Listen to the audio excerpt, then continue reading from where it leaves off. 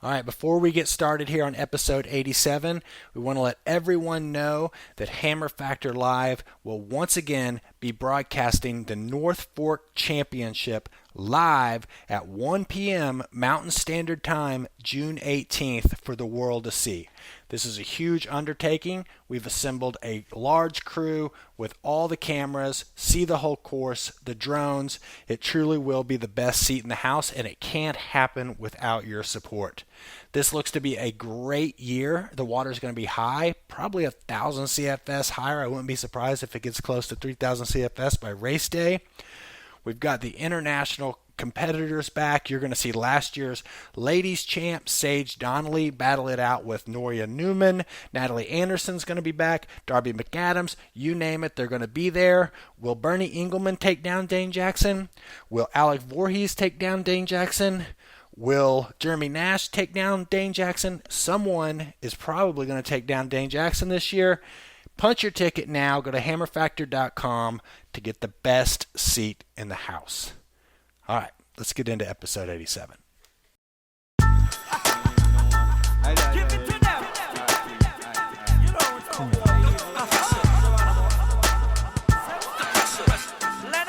Hey yo, shit hasn't changed since I was 16. I'm still chasing elusive dreams.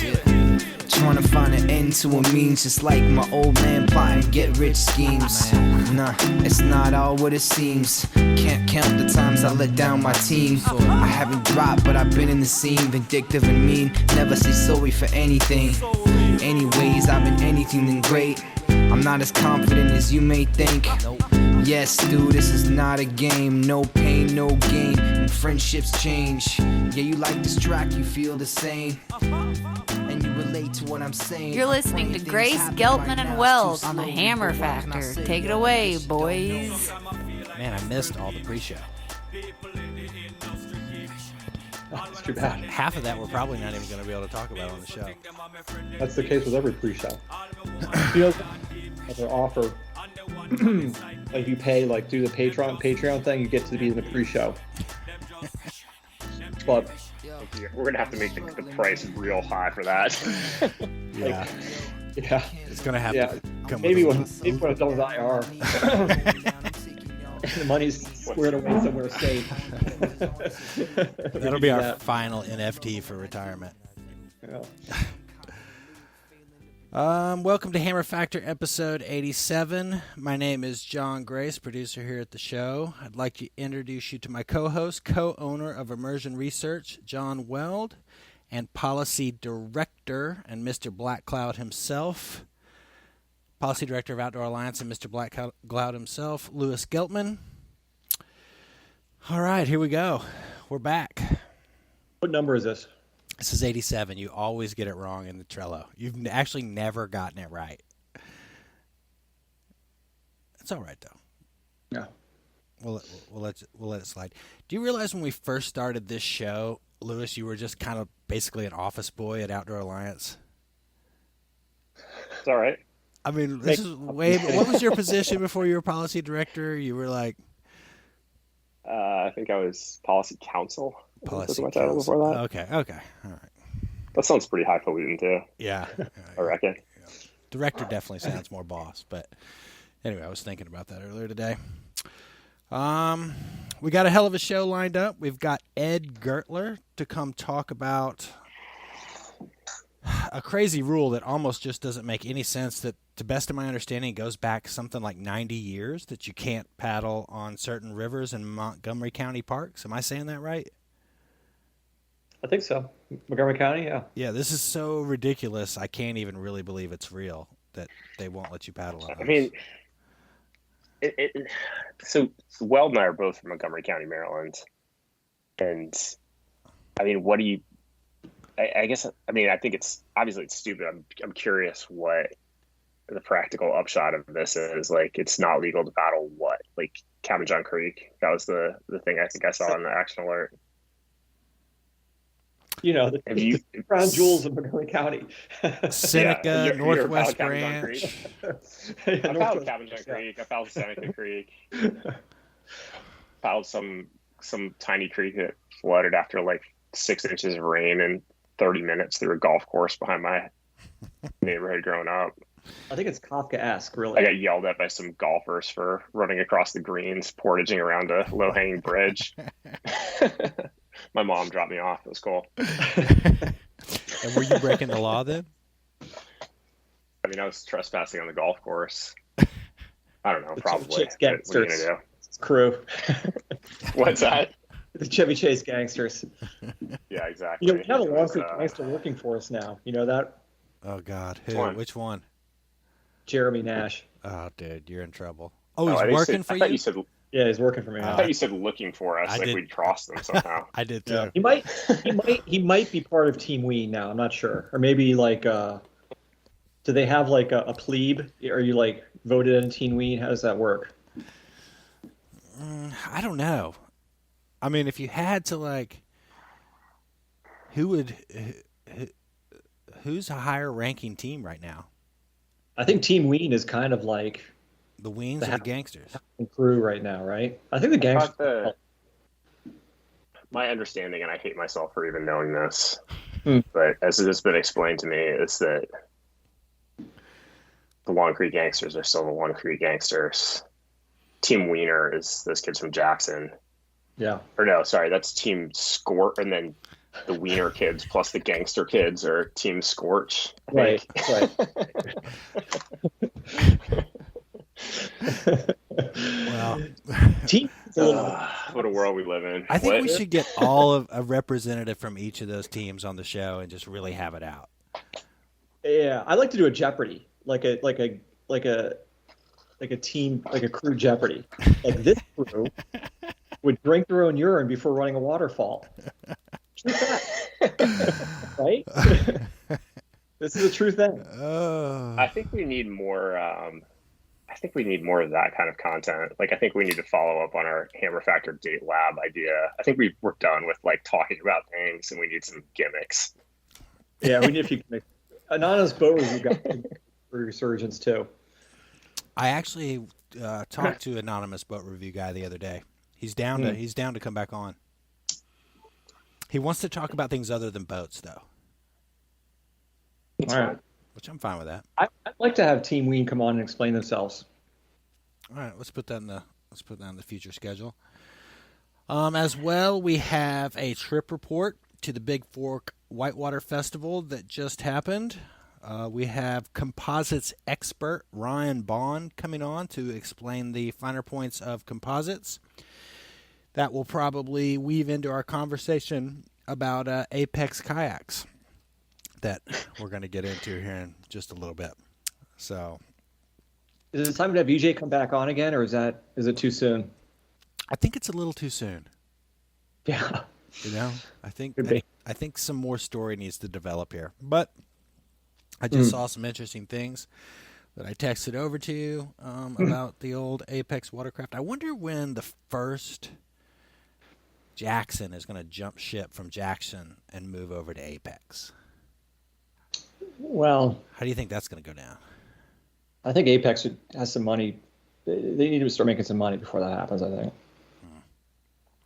Time will tell. All right, coming at us with the old trip report from the Big Fork Whitewater Festival, and we'll just go from that right into policy if we can seg that up. Lewis, you went up to Big Fork. What all happened? I did, yeah. I left the gorge, which is a rare occurrence these days. I was like a squirrel skittering out into the world. But I don't know. Have you guys ever been to that race, or do you like know the race format? Mm-mm. It's like, so it's on the section of the Swan called the Wild Mile, like up Big Fork, Montana, like 2 hours north of Missoula. And it's a cool format. They It's have, like Head Lake or something, right? yeah, it like comes like right into Flathead Lake, and it's the format is they have like it's like, I don't know, I'd say like easy class 4, and they have a slalom race, which is like, I don't know, 2 minutes, then a downriver race on this like probably 7-minute section of whitewater, and then a giant slalom on that same section. And you can race any boat you want as long as it's polyethylene, and you have to paddle the same boat for all 3 events. And it used to be like combined time, and this year they did kind of like a point system. So I've been out there like a while ago, and I kind of had it in my head that there was a particular boat I wanted to race, right? Like it's definitely kind of like boat selection. It's kind of a head scratcher for that, right? So I thought about it, and there's a kayak that we have discussed at length on here in the past that has a Outburst. dedicated society of preservationists squirreling them away. Oh my God. You know how happy you just made a bunch of people who listen to the show? Dude, so I reached The out outburst to... is kind of like the Dogecoin of kayak. The value just went up mysteriously like 40%. No, dude. So I reached out to Dave Rue of the Strategic Outburst Reserve and made a requisition request, which he accepted. And I borrowed an outburst. You cannot mint any more outbursts. Unlike these stupid digital assets, this thing is actually worth something. Yeah, so I traded some messages with Dave, and he hooked me up with an outburst for the weekend. And Darby also got an outburst we got one from Capo. So we rolled up to this race with this proud secret weapon, and dude, it was sick, man. That boat it's good. Compare and contrast first to the skis.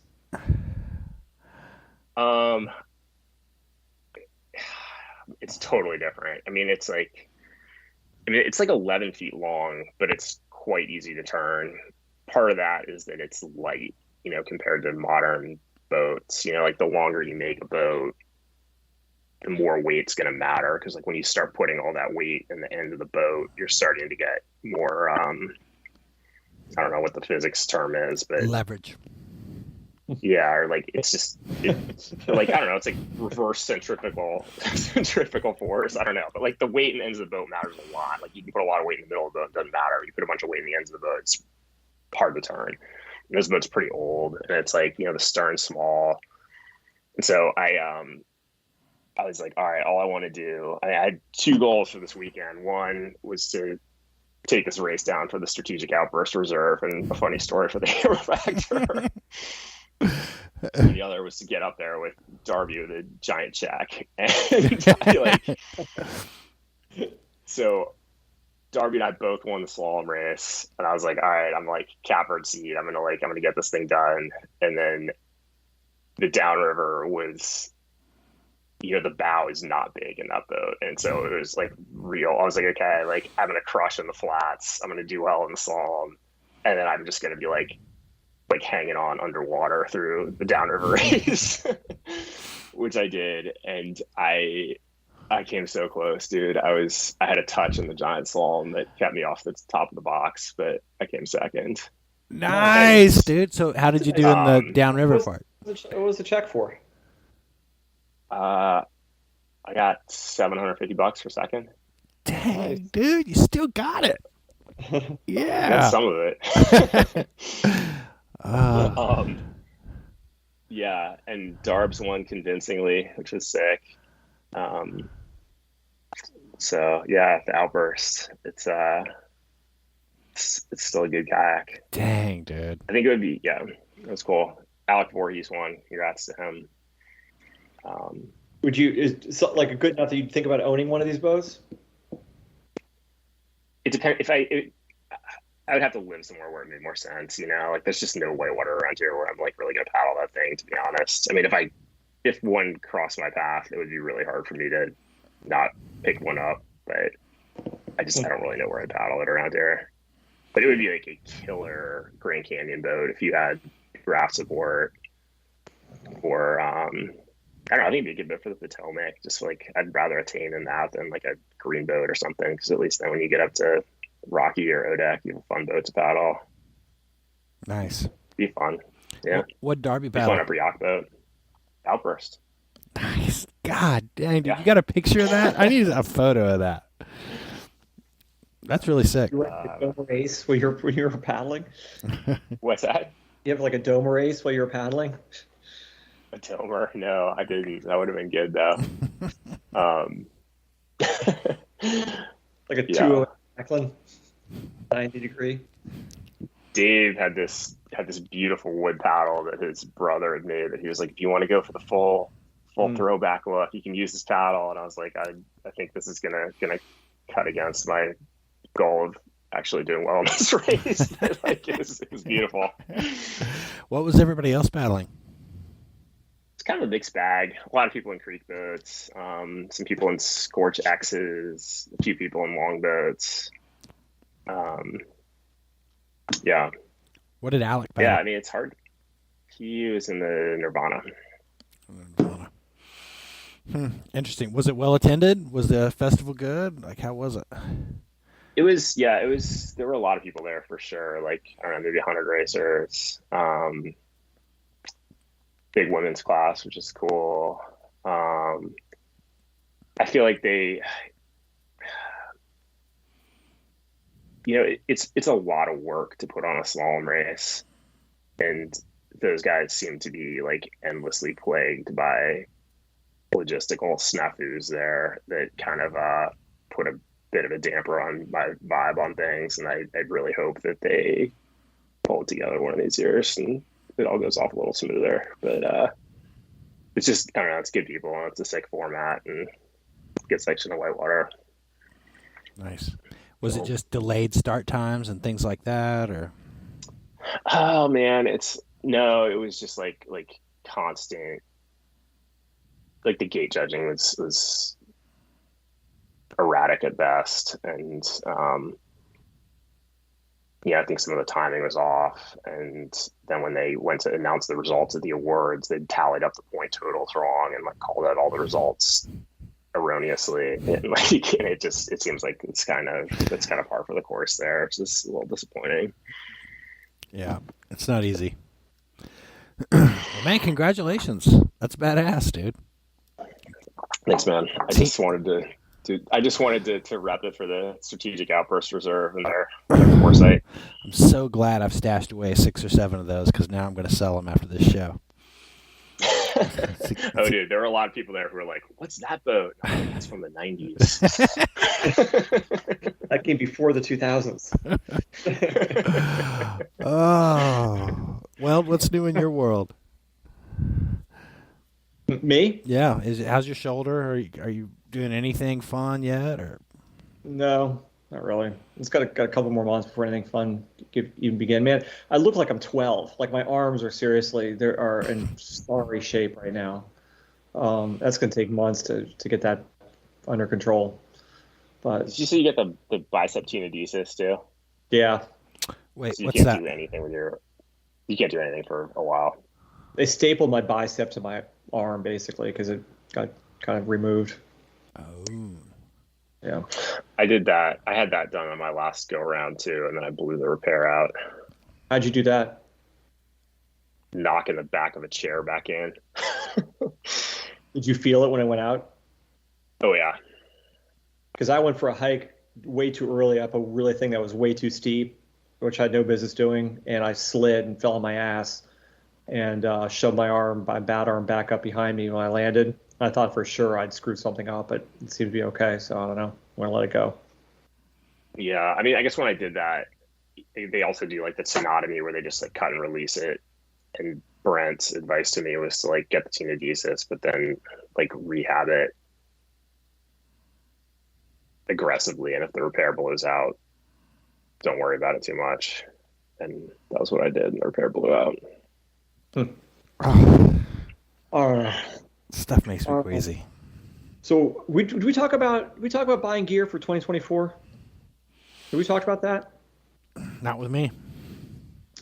I'm going to tell the listeners to buy gear for 2020. Do your gear buying now. That'd be my pro tip right there.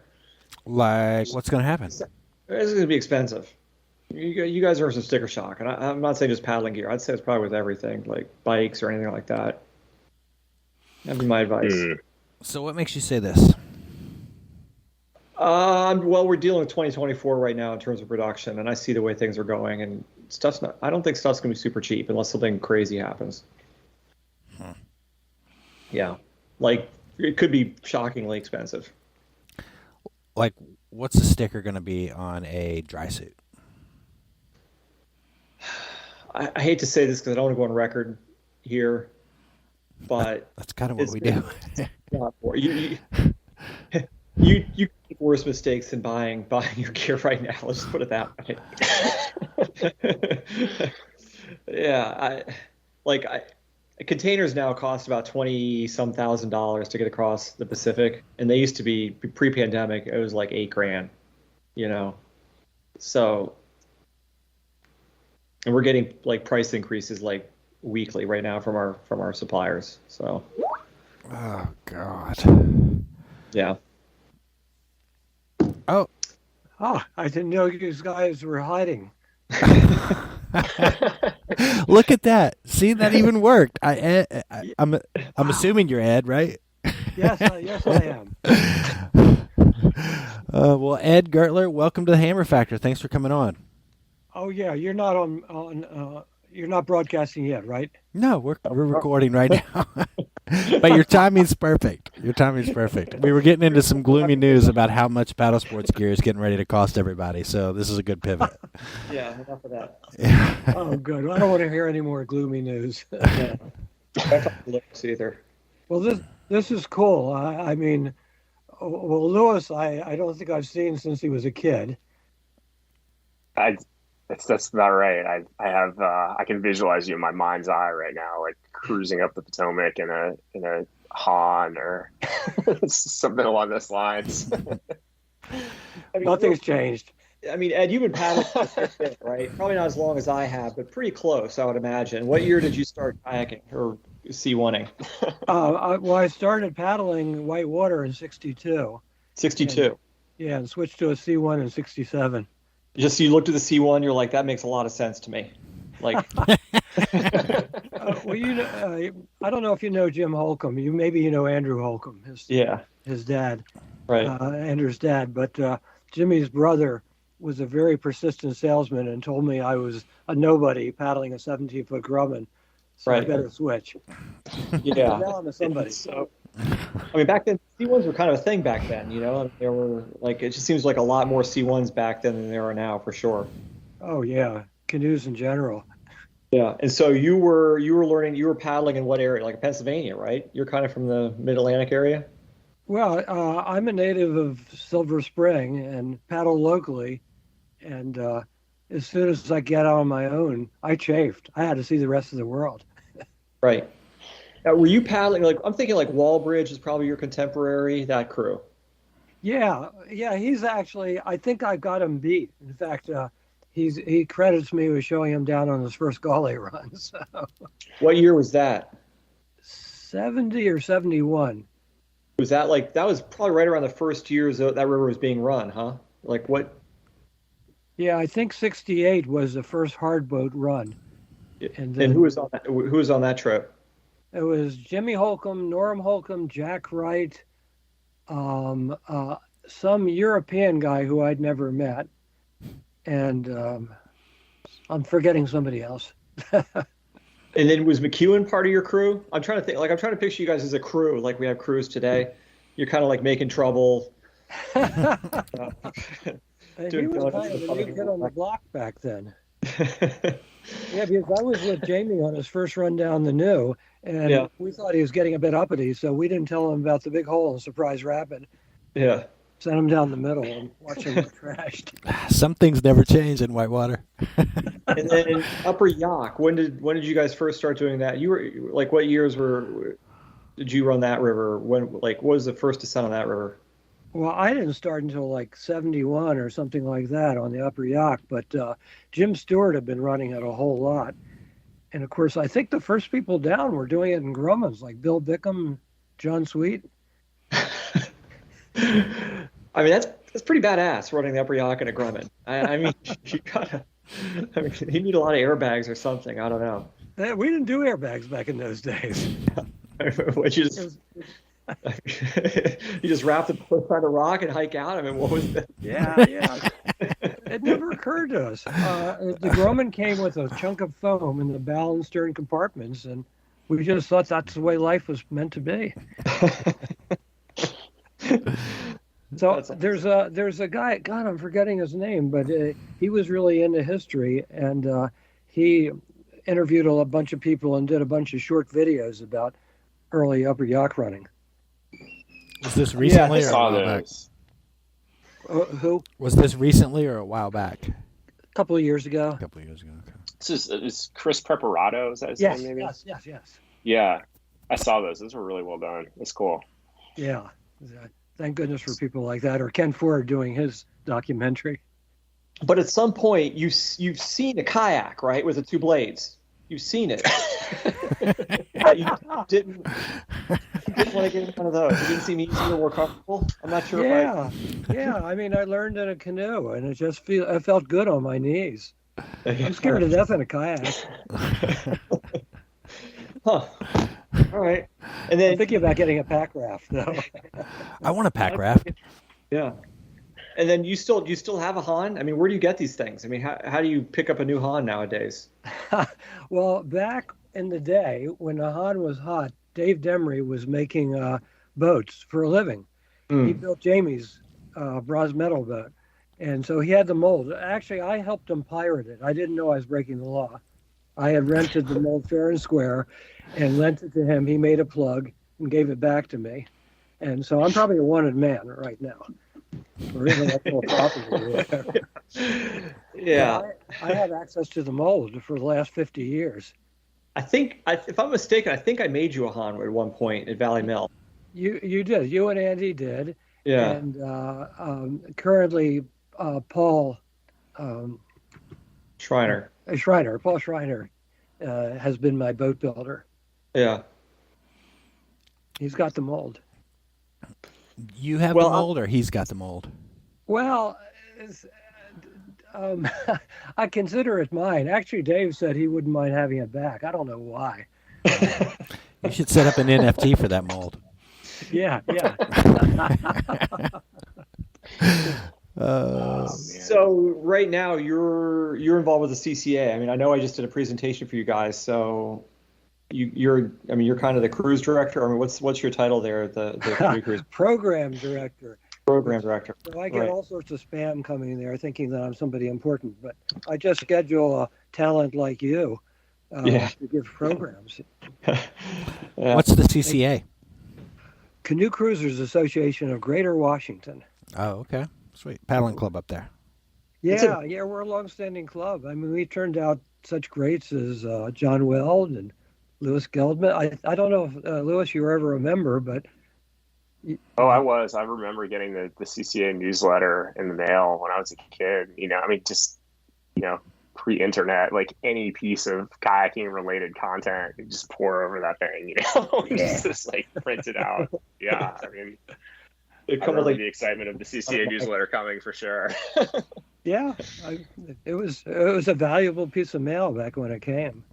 So how many people are? I seem to remember it being like 2,000 members in the canoe club back in the day when I was a kid. I mean, it was a really robust organization. Yeah, I don't know where you guys at right now. Well, I think we have about 300 memberships, and so you can maybe expand the number a bit, saying some are families. Yeah. But no, clubs are passé, unfortunately. Yeah, it's weird. I mean, honestly, I think when you look at the canoe cruisers of like the 60s and 70s, or the 70s, they kind of created maybe the biggest, most accomplished generation of paddlers. Yeah.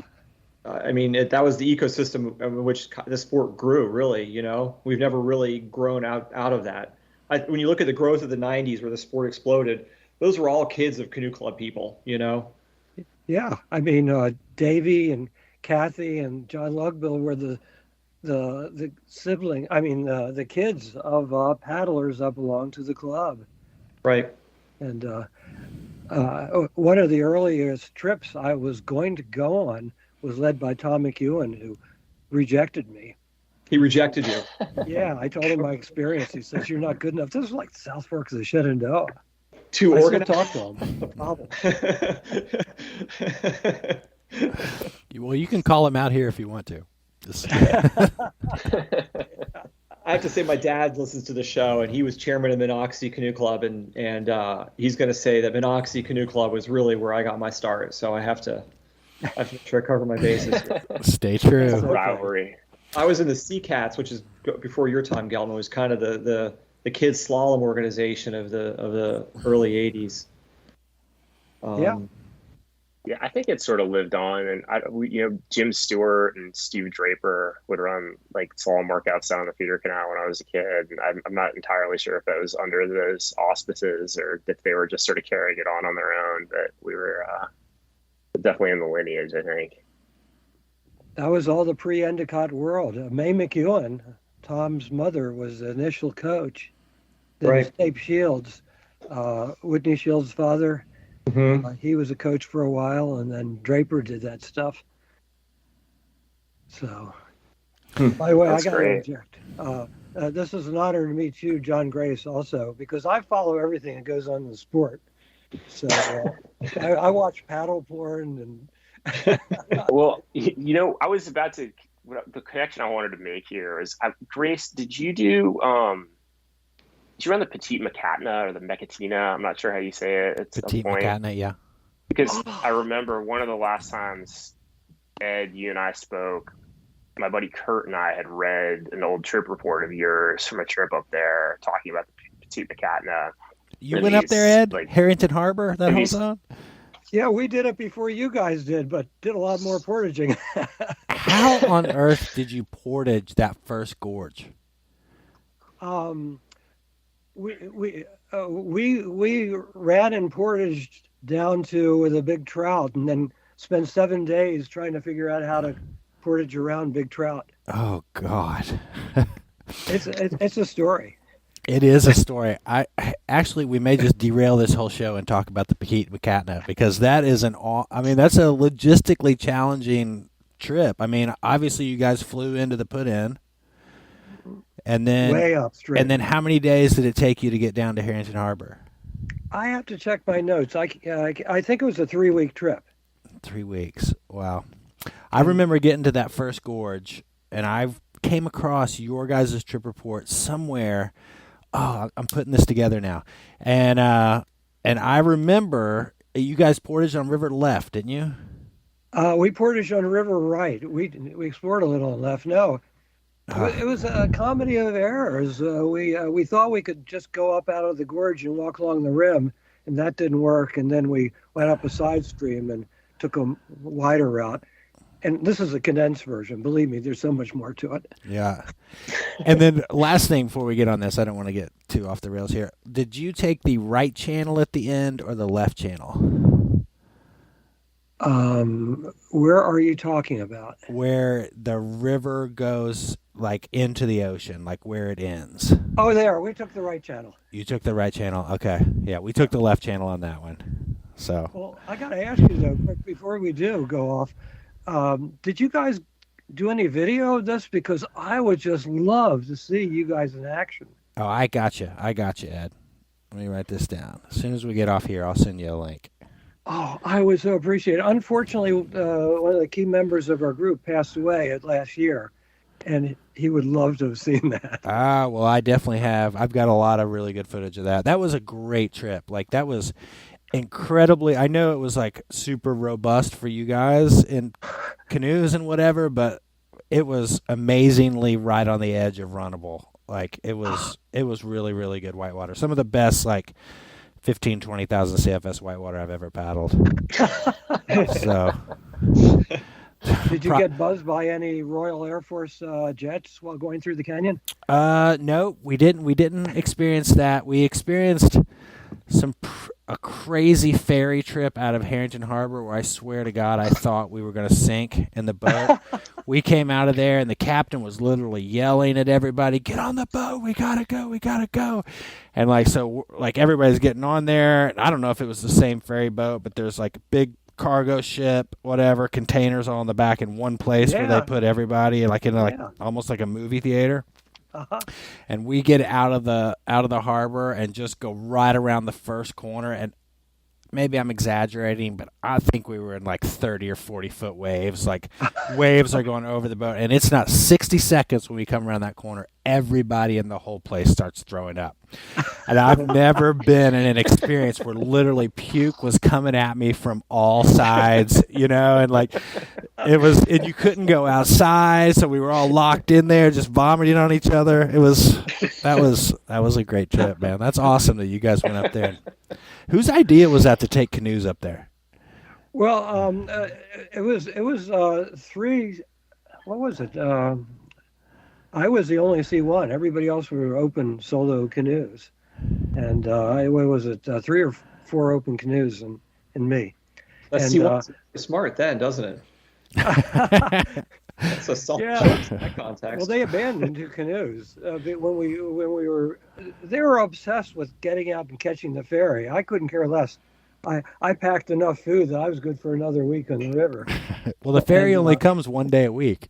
Oh, yeah, that's right. Yeah, we were working to starve in Harrington Harbor, and so to expedite getting out, they abandoned 2 canoes, put them high up on the cliff, tied them up, and whoever wanted them, and doubled up in 15-foot like Mohawk type boats or something like that, and did everything else the rest of the way.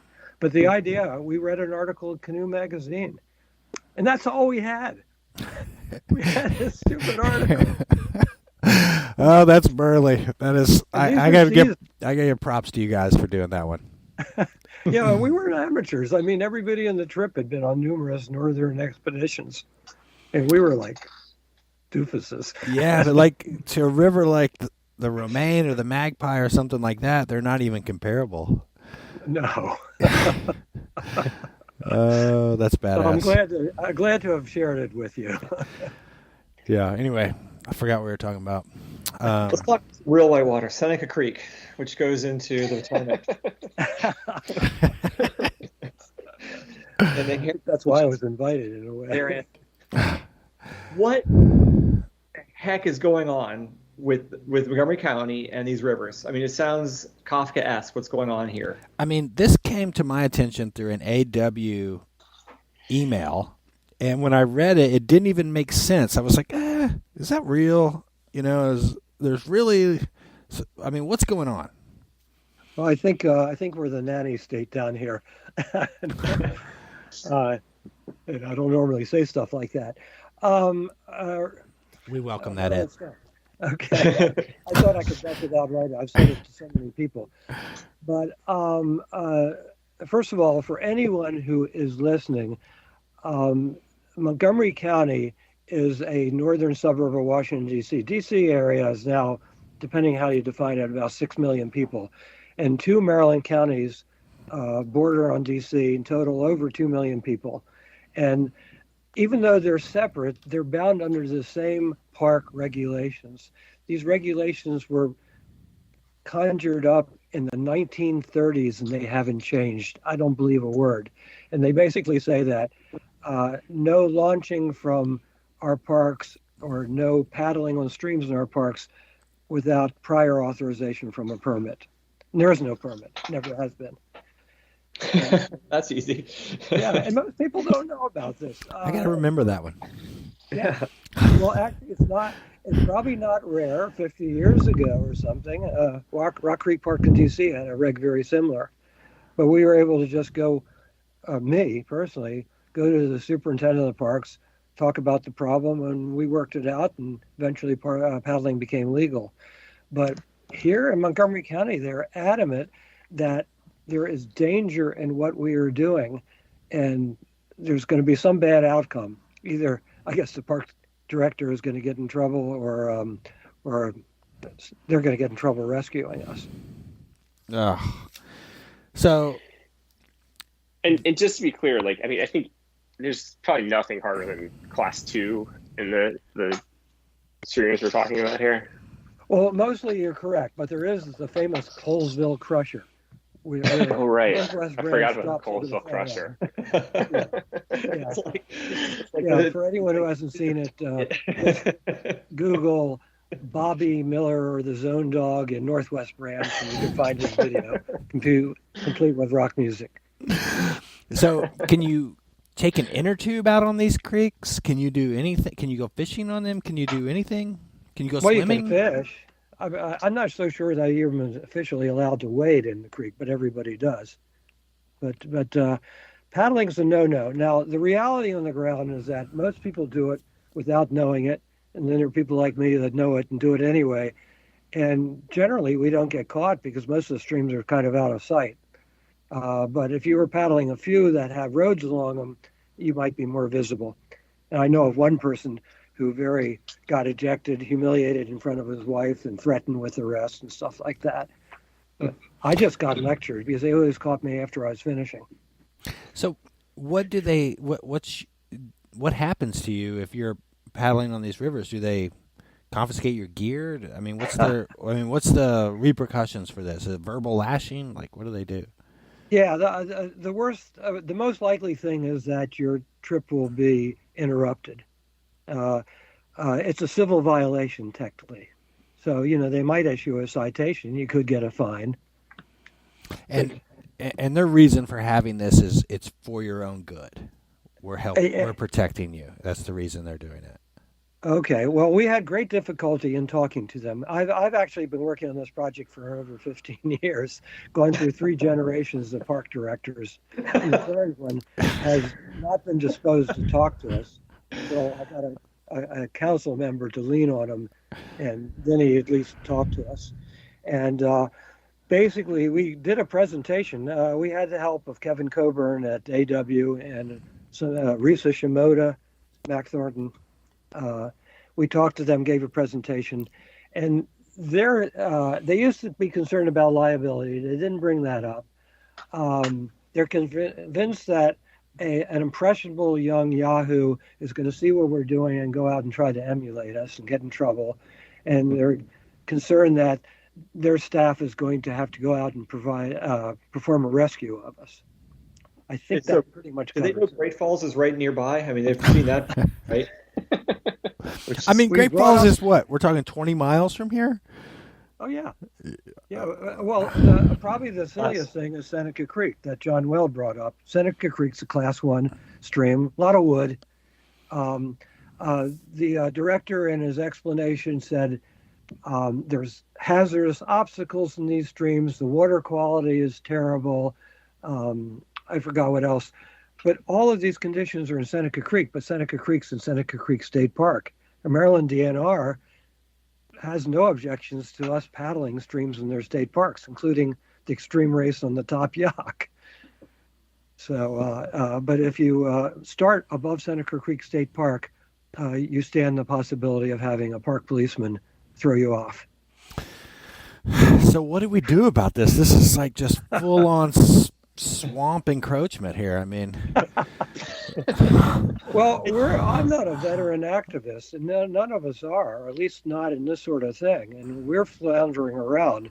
What would really be great is we could find some paddler who actually knows someone who knows somebody to get their ear, because we've had a trouble just having these people return our emails or letters.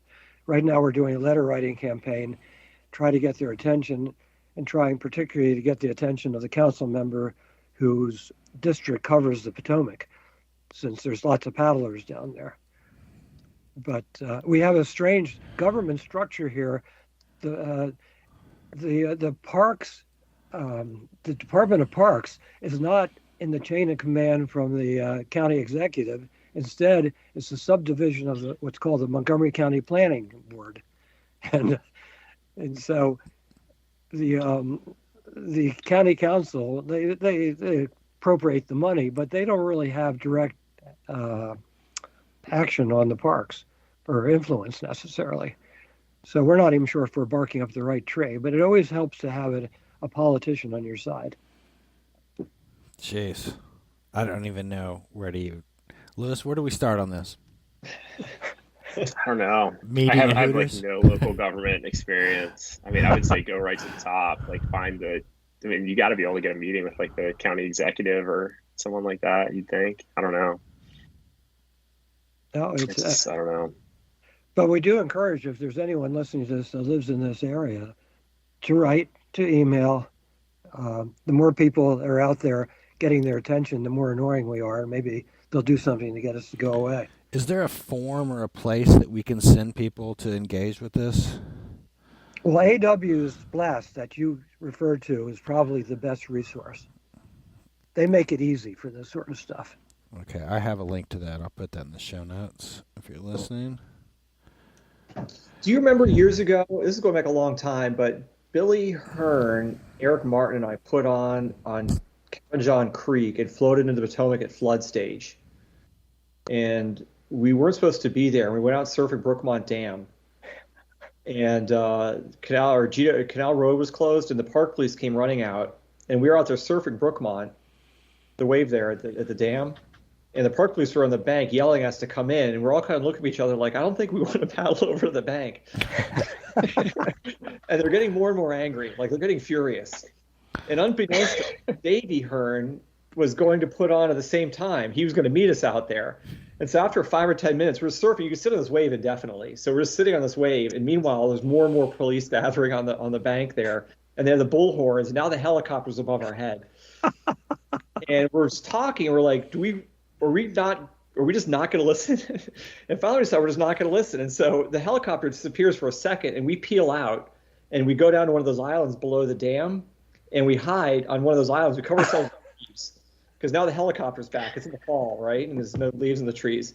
And at this point, Davey puts on a Cabin John Creek and paddles down, gets on the wave. There's all the cops there who are furious. You got him worked into a frenzy. Oh, yeah. And the bear is right over. And they drag him out of his boat by his helmet and his life jacket. And the Washington Post is there, or someone takes a picture, and it's on the front page of the Washington Post the next day. And the police basically, I mean, they rough him up, you know? Yeah. They don't put two and two together. But we were still hiding on the island, and the helicopter's back and is looking for us. And so we finally, the helicopter disappears. We ferry over to the bank, and you know those little spiral walkway bridges? Yeah. We start walking up those to Brookmont, where we lived, and a cop was on the road, saw us, came ripping down Canal Road, and started running after us. We ran into Brookmont, and by now there was police everywhere, and there's helicopters everywhere, and people coming out of Brookmont, like out of their house to see what the hell's going on, and they see us three running up with our kayaks. This couple waves us into their house. They're like, "Come here!" Are you serious? Went into their basement, and we're looking out the window of the basement, and all these cops pulling up. And you can see a couple of them, they're shaking their heads, they're holding their hands.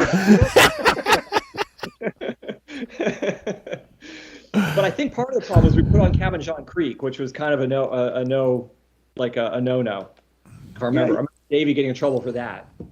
I thought it was the opposite. I thought Davey got out of the ticket because he had come from Cabin John Creek, and the park police didn't have jurisdiction there or something. Like, he had never set foot on any jurisdictional area or something like that. Because he ultimately got it all dismissed. Yeah. I think the story is that they didn't have any jurisdiction over what's going on in the river. So I think in a way, you're right, Louis. By putting it on Cabin John Creek, you've never launched from national park land. So, there was news footage of this, wasn't there? Wasn't he on the news? And there was video footage of him getting drug out of his boat quite aggressively. Yeah, I remember seeing that. Yeah. And actually, wasn't that a year he was supposed to go to the Worlds or the Olympics? I think they injured him, didn't they?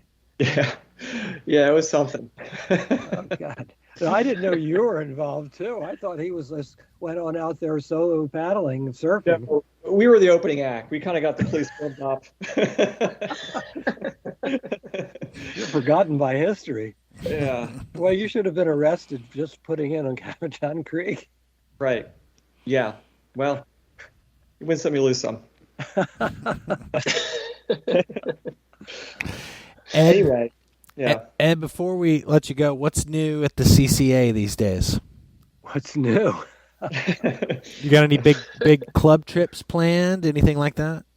Well, I think the main thing is that we're relatively thriving for a club in this era. I think COVID helped us, and we're trying to attract these people in wreck boats and keep ourselves alive, because I've always said the reason for the club is so we can do advocacy like we're doing right now.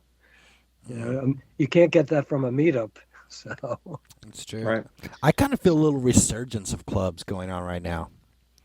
Like there's a local club here in Asheville that's really blossomed up to over 100 members, and there's the Bluegrass Whitewater Association club has really gotten big, and I don't know. I mean, it may be time for the club to kind of make a comeback.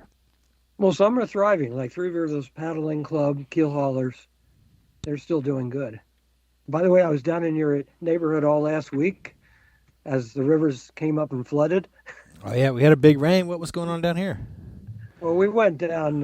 We paddled the Nolichucky, Big Laurel, and Pigeon, and then things got too high for us.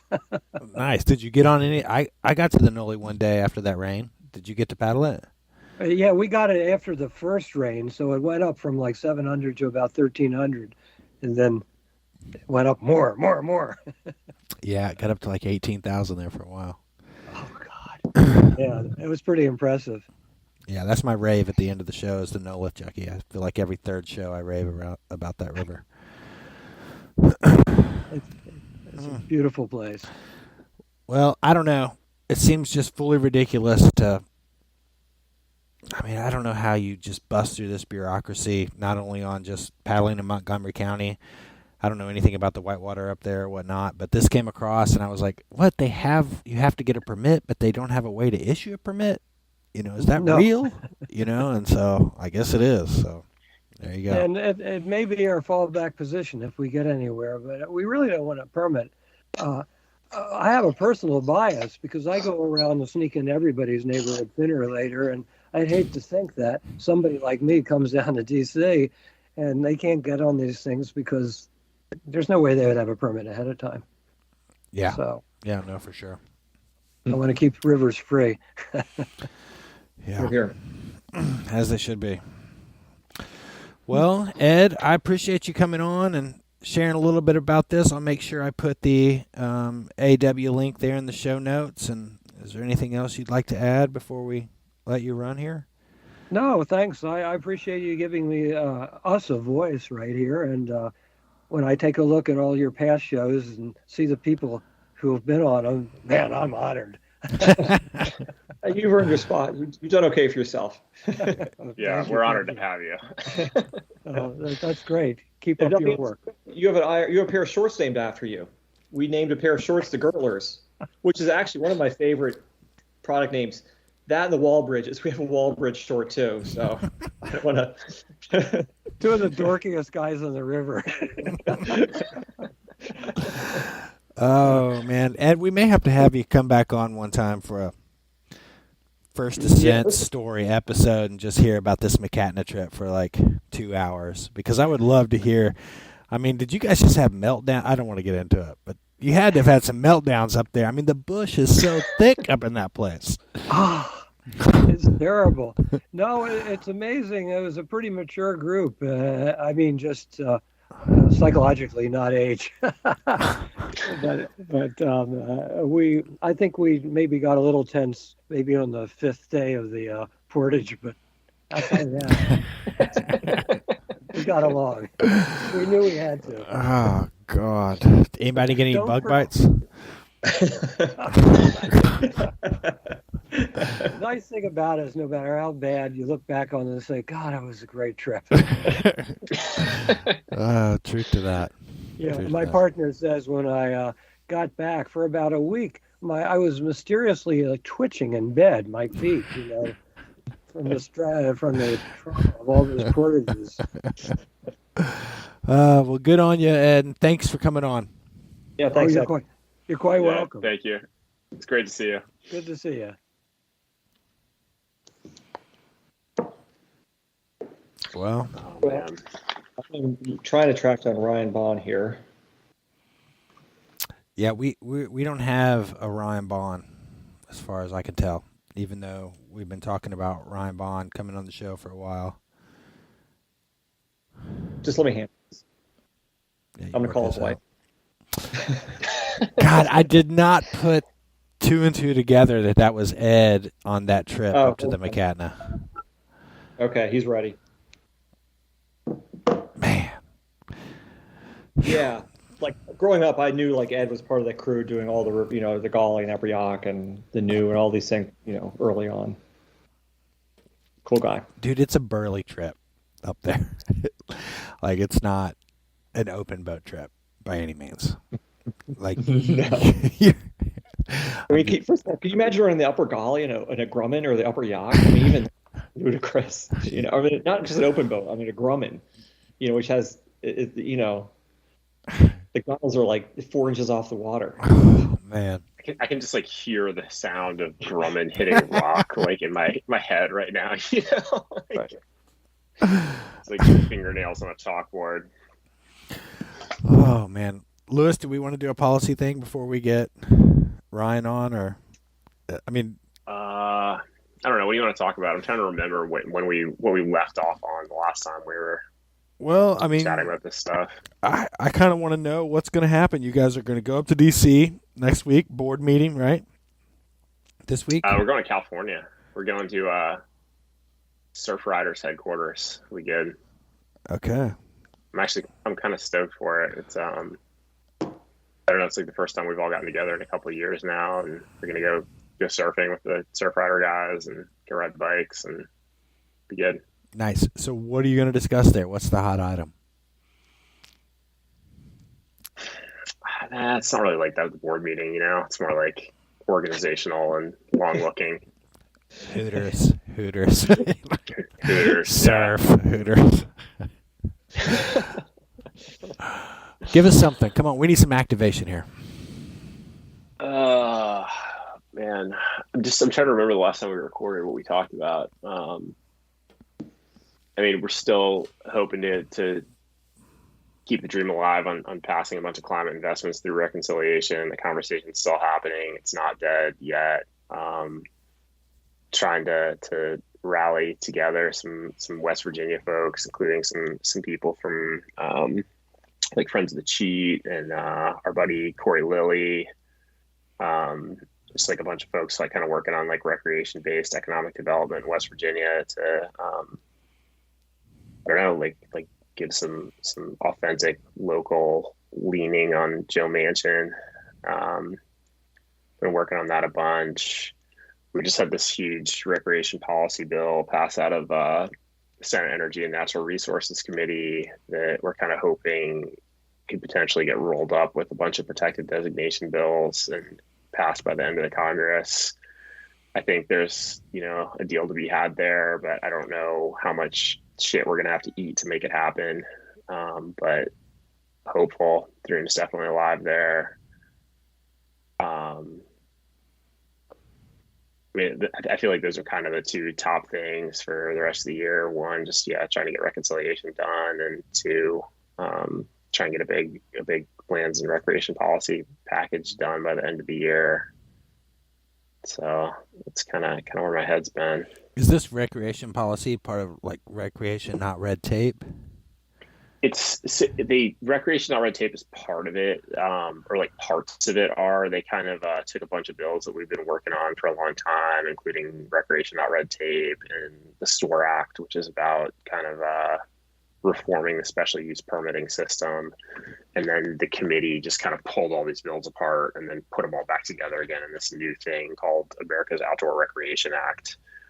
And some of the pieces that, came from R&R and came from SOAR are really good. And then there's some other stuff in there that we don't love. Like there's some pilot programs for essentially like privatization of campgrounds on national forest land. That's kind of shitty. There's some language in there mandating a shooting range on every national forest, which it's kind of, like having a shooting range is not a bad thing. Like if that kind of consolidates shooting activity into like one manageable location, but like mandating that there be one is kind of I don't know, it seems like kind of a one size fits all unnecessary approach. And then most problematic of all is this requirement that that the Forest Service basically not not implement any closures, like shooting closures, or they should try not to implement any shooting closures until they've put in place a shooting range. And there are places where like shooting is a legitimate safety hazard. Like Tom O'Keefe keeps bringing up this issue down the Clackamas where there's people like shooting across the river, basically. And this is just going to make like closing these kind of places to shooting like harder. And also there's a requirement, there's no fees associated with these shooting ranges that are required to put in place. So like, you know, you have to pay for all sorts of uses of public lands. And then there's this like one use that doesn't have to pay and is also going to lead to all of these like lead and glass cleanup costs. And it's just kind of shitty, you know? I mean, is that something that like we could live with in exchange for getting some good stuff done? Like, yeah, probably, but it's kind of a mixed bag. I wonder if that came through, if it would ever really get used. I don't really know how it would all play out. I mean, I don't know. Fascinating world you live in there, Lewis. Trying to get things done. Yeah, it's a party. Yeah. Ryan's getting his microphone ready, so he'll be with in a sec. Does he have the link? Did you send him the link? Mm-hmm. Did I mention it? So he should just pop up just like Ed did. How about that system, guys? He just popped right in, dude. It's right on time. Normally I have to fumble around for 15 minutes trying to get somebody on the show, and there's Ed. Man, Ed Gertler, what a legend. Seriously. So can we talk a little bit about Apex while we're waiting for Ryan to come on the show? EJ's company. I don't know why you guys find this so fascinating. Well, yeah, why do we find this so fascinating? I have my reasons why. Let's hear them. Well, I'm in the business, and I just find paddle sports business to be interesting. EJ, you know, we used to sponsor EJ back in the day, and he was always quick to give me very pointed advice on how to run our business, you know, and talking about how we should and shouldn't do things. And so I feel like Apex is an opportunity for him, you know, not to start over again. You know what I mean? I mean, presumably he'd learned some lessons at Jackson, and you know, he's going to implement these things in Apex. So I'd love to see this. I just want to see how this plays out, you know. Can we go over that email that you sent to me? Which one? That kind of outlined the looking for investment and that kind of thing. He said, well, it was an Instagram post, which is always, I mean, I'd love to have EJ's take on this, but he was looking for investors on Instagram, right? You know, people to invest in Apex. Violation of securities law. Well, I just don't understand why you'd be soliciting too much strangers to invest in your business. Like I mean, I'd love to see that pitch deck. And you know, when he left Jackson, he was starting Apex. We asked him. He came on the show. We asked him about getting equity partners because, you know, I think that kind of got, you know, one of the reasons why things happened at Jackson is because, you know, his equity arrangement there. And then he didn't seem very interested at all in getting equity partners when we started, you know. I don't know. I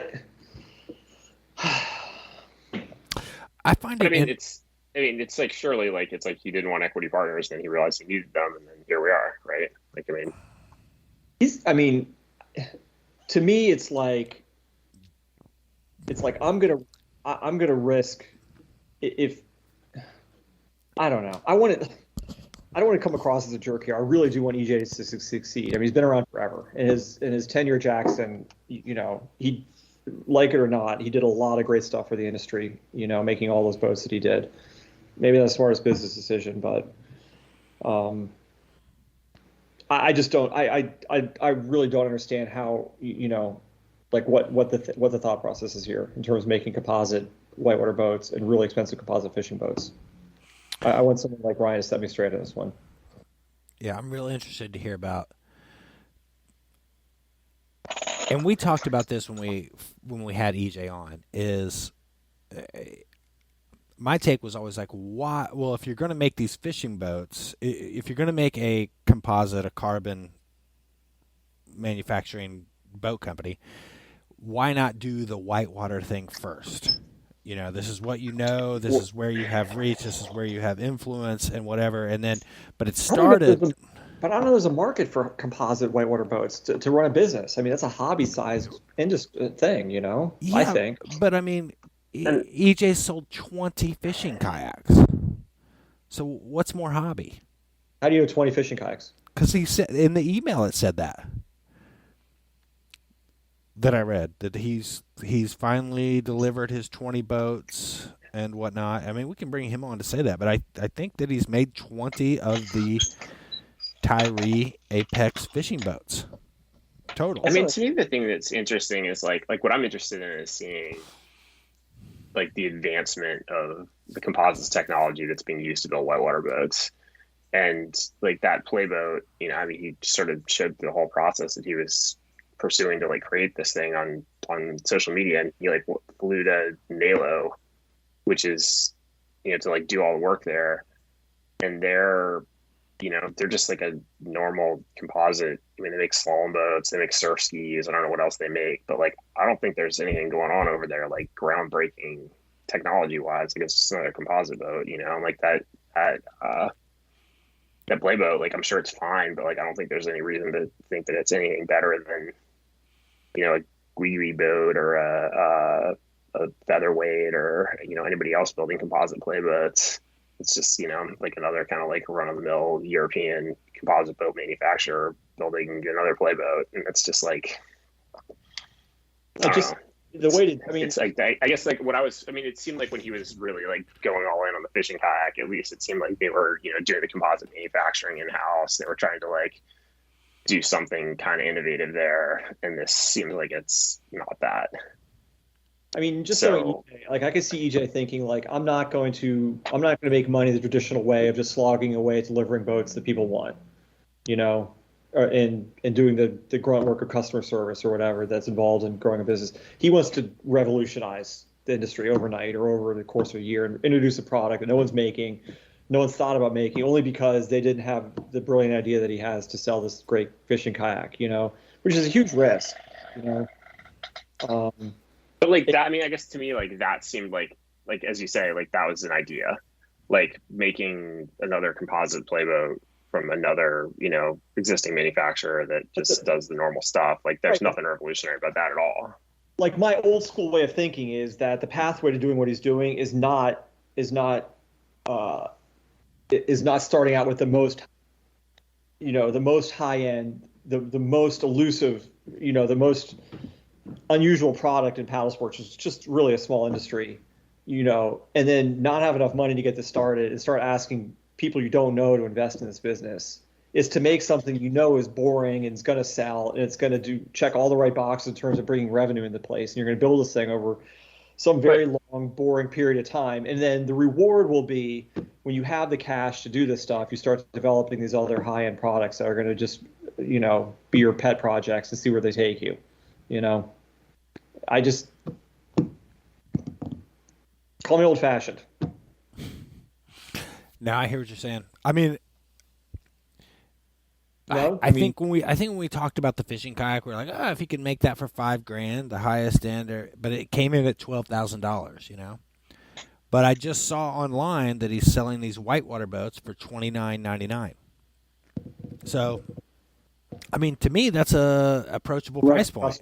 No retailer, right? No retailer, no. I mean, as best I can understand, it's pre-ordering directly, and it's kind of hard to understand exactly on the website. Like I perused through it a little bit, but it's very confusing because it's like in one step he's got this boat. There's the rebound and the something, whatever, the extreme slalom boat. But you can't do extreme slalom in a composite boat. And in his messaging, it's like, next we're going to come out with the plastic of this extreme slalom boat. So it's I don't know where. Extreme slalom? Who does extreme slalom? It doesn't even exist. I don't know anybody. I don't know any boater that I value who looks extreme slalom as an answer to anything or answering a problem that anyone has with the sport. Yeah, but I mean, the thing it's an embarrassment. I mean, extreme slalom is an embarrassment. It's like it is a blight on whitewater slalom. Can we fairly say it's a bastardization of the sport? It's fucking boatercross. It's been done, you know. Yeah, exactly. So perfect timing. I mean, here's where I could be wrong, and this is how we're going to segue into right. Someone could crack the nut, right? Maybe EJ's onto something I'm just not thinking about. And the thing is that everyone's sick of rotomolded plastic boats and all the shortcomings therein. And everyone wants something they can run the little white in all season that weighs 28 pounds, that's rigid, right? That's what everyone wants. And maybe that's possible. Maybe EJ is going to crack that nut. And he's going to prove me wrong and make me look like a fool. And Ryan's here to explain how that's going to happen. Thank you.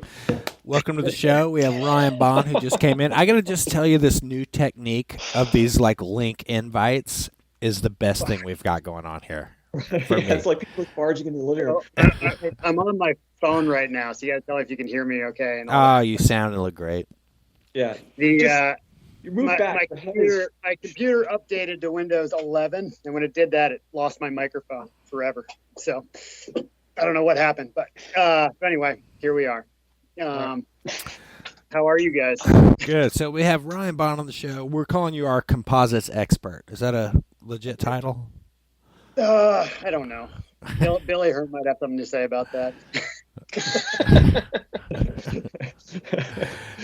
So to bring you up to speed, and one of the reasons we wanted to bring you on here is we were just talking about EJ's venture that's been out for a while now. It's not even new at this point.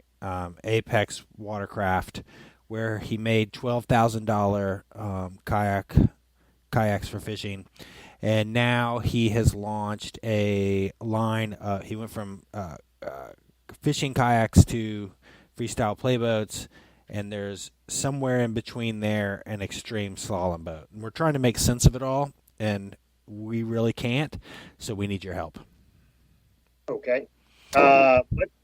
What has happened? Do you guys know anything about these boats at all? In terms of how they're made, where they're made, how many have been made, and all that good stuff? Research isn't really our strong suit. That's what you're here for, Dan.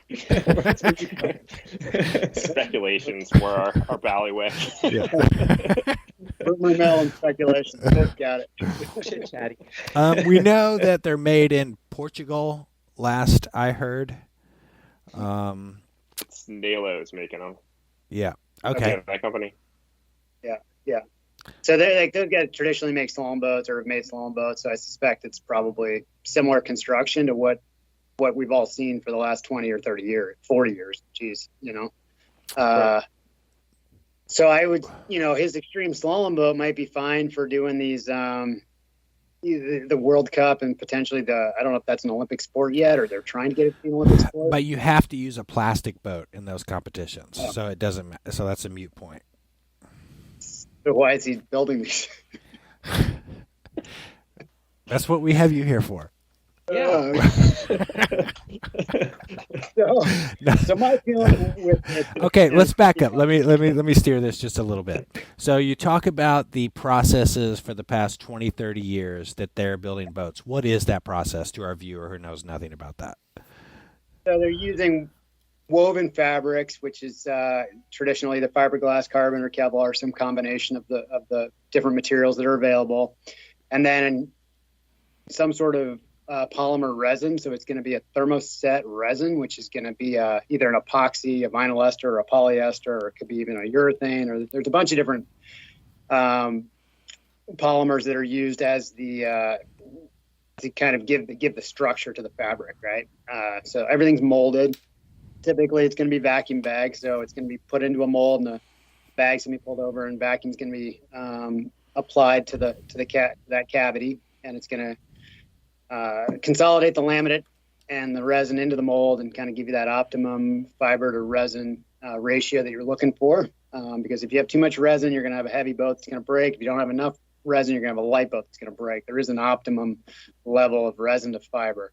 So that's been done for, like I say, 40 or more years at this point. That's how we used to build boats back in the 90s. They're still made. There's been variations on how you bag them, how you actually laminate them, if you're wetting them out by hand, or if you're doing a vacuum infusion, or if you're doing pre-preg, which is going to be where you buy the fabric with the resin already impregnated into it.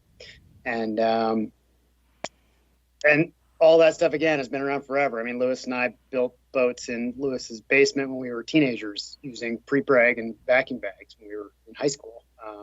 So we've been around this stuff for a while, and I can tell you that from what I've seen in the kayaking industry, none of that's changed. In the rest of the world, there's been some improvements for sure, but the stuff that you're going to have to see to get a boat to be strong enough for, your hard whitewater, is you're going to need to use a different resin system. And the thermosets have been great because they allow you can tailor the cure time so you can actually work with them. They usually are a room temperature cure or a slightly elevated temperature cure, so you can work with them in a normal shop environment. The stuff that I think you would need, and this is, from what I've seen, the stuff you would need needs to be processed at temperatures of over 300 degrees Fahrenheit, which really changes, your molds and how you make your molds, what your molds are made out of, and your working environment. If that makes sense. You need like an autoclave or something to do this, right?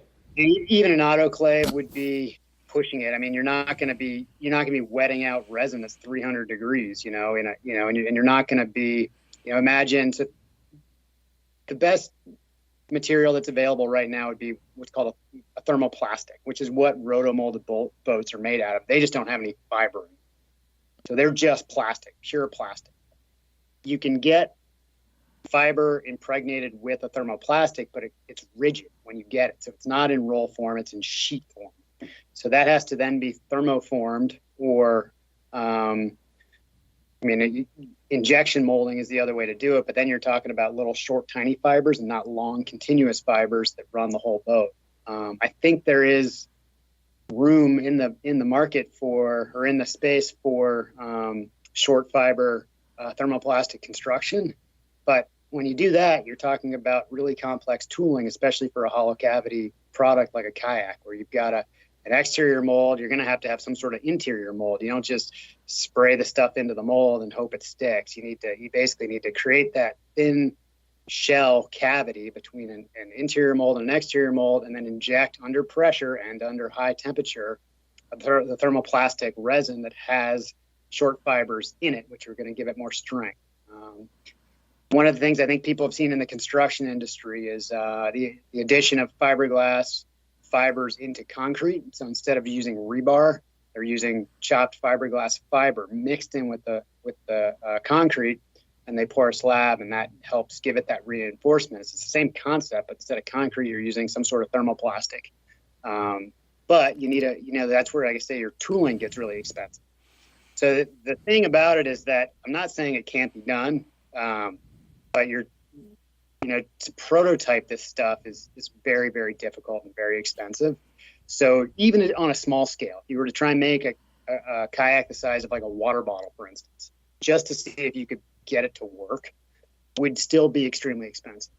And then you're going to have to scale that up to something that you can actually get in and paddle around. That's kind of the biggest hurdle I see with it, is that somebody would have to have gained experience in this method somewhere in like aerospace, or maybe in like F1 racing, something like that. And then really want to expand the paddle sports. And then be like, man, I paid all my money. I'm just going to go blow it on this hobby whitewater thing. Really, yeah, paddle sports. That's kind of the long and short of it. I mean, there are some better thermoset resins out there, but ultimately I think it comes down to people just don't spend the time looking for this stuff. I mean, you'd have to do a shitload of tests, and you'd have to try out a bunch of different resins. I mean, I for one have found an epoxy resin that's used primarily in the archery world. So it's used for laminating bows, for compound bows, the actual bow limbs.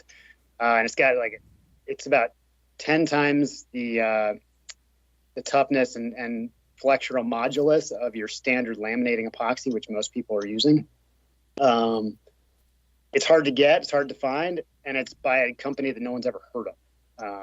And so unless you're really in this world and looking for it, you don't know what's out there. And I think that's kind of one of the other challenges, is that you got to have someone who's spent a lot of time in composites,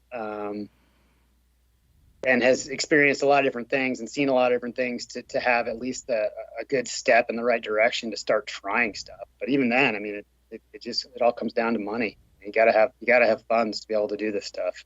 I mean, is your gut feeling it's just not economically viable in a sport this small?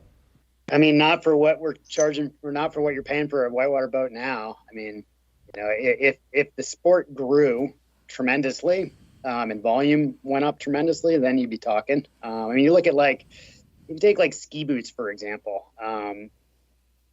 30 years ago, there was a handful of manufacturers. You can get a bunch of different sizes, but they didn't have a ton of models. And you walk into a ski store today, and how many ski boots are out there, right? I mean, there's hundreds of different models and brands. And part of that is because, I mean, all that tooling that goes into that is super expensive, but they've also figured it out. They know how to do it, but they're like, we can sell 100 of this boot and 500 of this boot. So let's go ahead and make the molds and build these ski boots. We just don't have anything like that that's even closely transferable in the whitewater world, as far as I can tell. But you're looking at dozens and dozens of extreme slalom kayaks. I know, exactly. So, I mean, if they want to plunk down like $25,000 or $30,000 for a boat, yeah, sure. I'll start taking orders right now. Give me 20 guys who want to spend 20 grand, and we'll start production. I mean, you think the answer is that fiber enforced thermoplastic? Yeah, and so about 13, 14 years ago, I was looking into it a little bit more carefully. And so there's a couple things that I think would really help make a whitewater boat really strong. One is eliminating the seams on it. So if you can build it in one piece, that's critical, because the seams are always going to be your failure point. You've got secondary bonding. Liquid Logic was thermoforming some boats a while ago, and I know the seam, they have these H channels or whatever for these seams, but are you familiar what was going on there? And I never saw them. No, I have no idea what they're doing. Grace? But the seam failed, right? The seam ultimately failed, yeah. Yeah.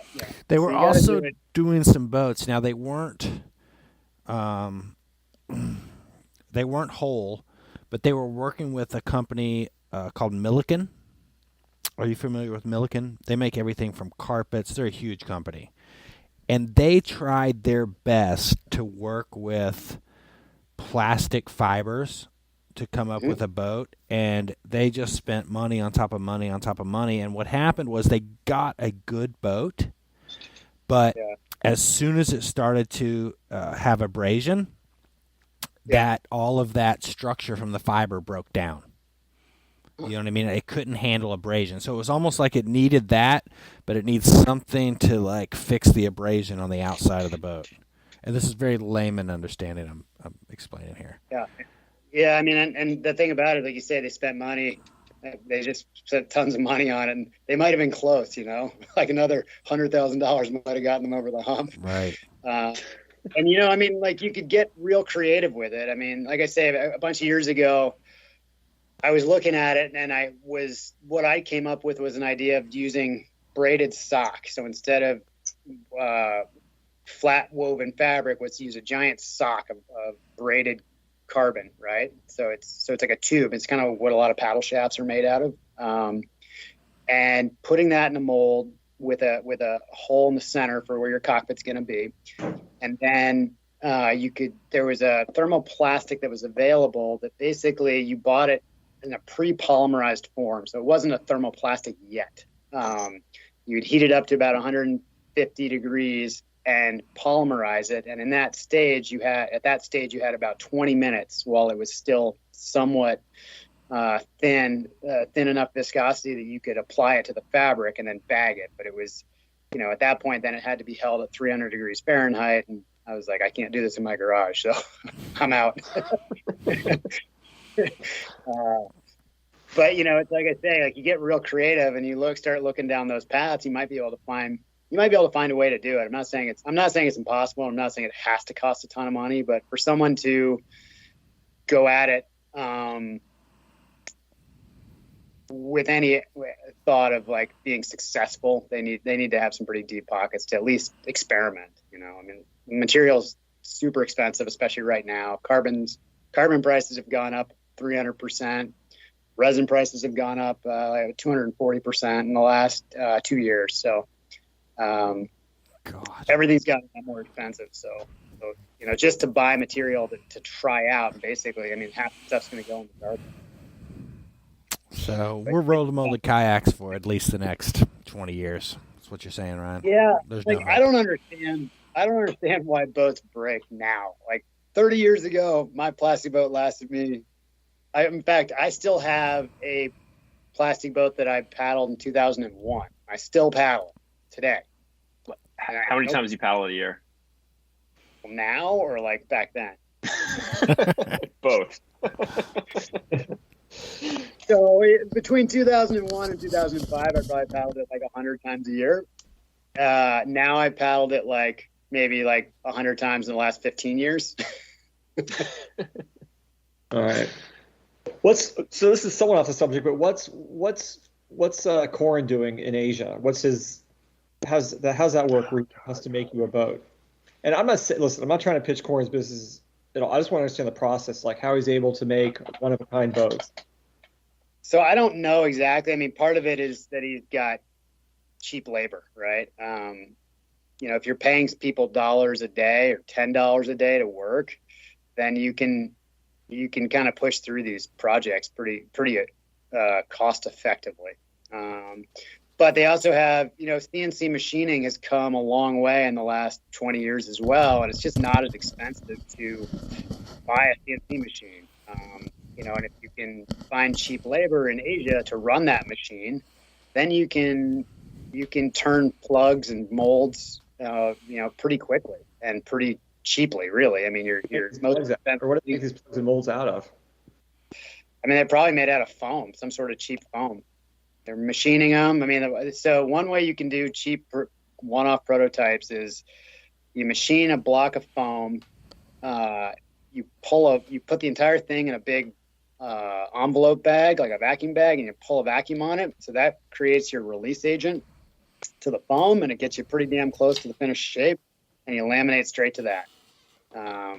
And you can have a mold like that done in about 6 or 7 hours for a kayak, I bet, ready to go. Oh, wow. It's going to take you longer than that to laminate the boat, and then you got to have them seam it and do all that. But again, like that's all just manual labor. If you're paying, Asia prices for this stuff, then that's probably how he's doing it. But I've never seen one of his boats, so I can't really be sure of it. That's how it looks to me. Like I've seen them, and they look like one-offs. They got sprayed after they, came off the plug, and like I could see like bridging, like places, for example, like where the concavity was meant to be for the recess for the grab loops, where you could see that it was like the fabric had been bridging. Yep. So like, I mean, that made me think that was what they'd done there. Yeah, and then the other thing is they just shoot it with a pretty thick polyester primer, and then sand the whole thing, and that's how you get kind of a nice finish on it, and then paint it. I mean, it's not crazy to think about how he's doing it, for sure. So I stepped away for just a second, and you were talking about why plastic boats are breaking now. Where did that go when I left? Because this guy's made. I'm like, that's pretty much where it went.